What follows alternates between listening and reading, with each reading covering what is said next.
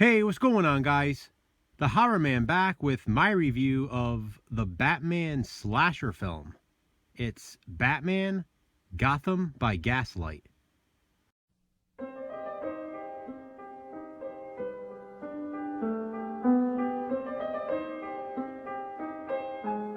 Batman Gotham by Gaslight would have been the perfect selection for last week's Slashback Challenge theme, because it is definitely a slasher film. But since I already reviewed a secondary slasher yesterday, I thought it would be fitting to review a second secondary slasher. Obviously, first and foremost, it's a DC Universe movie, and an animated film. Secondary to that, however, it's a slasher.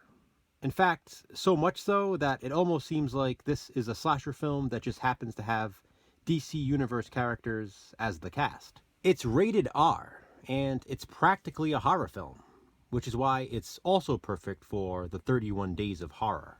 Who would have thought? A Batman slasher film. And it's fantastic too. Batman Gotham by Gaslight is a 2018 DC Universe slasher film, set in an alternative Victorian-era Gotham City. Bruce Wayne is helping Commissioner Gordon clean up Gotham City, both as his philanthropist self and as vigilante Batman. Bruce has donated money from his family fortune to build the Gotham World Fair, complete with its first ever Ferris wheel. The carnival is a symbol of hope for the city. And then, at night, Bruce dresses up as the heroic Batman to fight crime.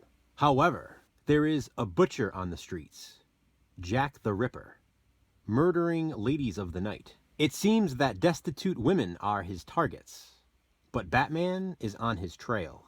Unfortunately, the Dark Knight vigilante is also the main suspect. During a night out with his friend Harvey Dent, Bruce meets the enticing Selina Kyle. She has also been tracking the killer. Bruce learns that the butcher sent a threatening letter with a human kidney. The killer doesn't just slash and stab his victims, he guts them as well.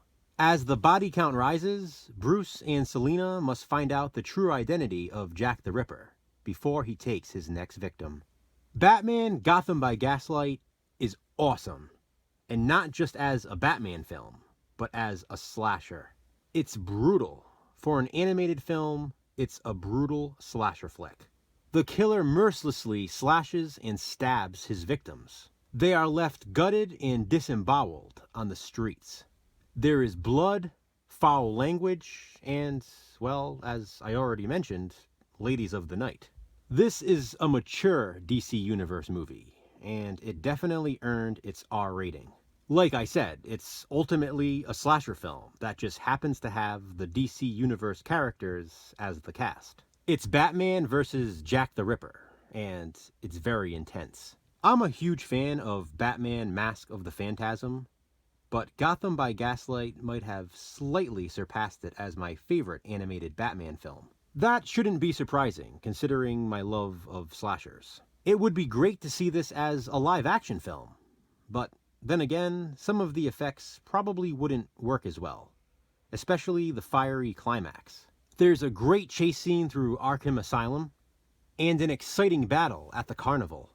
The voice acting is wonderfully done as well, including Bruce Greenwood as Bruce Wayne and Batman, Jennifer Carpenter as Selina Kyle, Yuri Lowenthal as Harvey Dent, Scott Patterson as Commissioner Gordon, and Carrie Werrer as Barbara Gordon. I really like the mask the butcher wears, and the whole thing plays out like a whodunit slasher.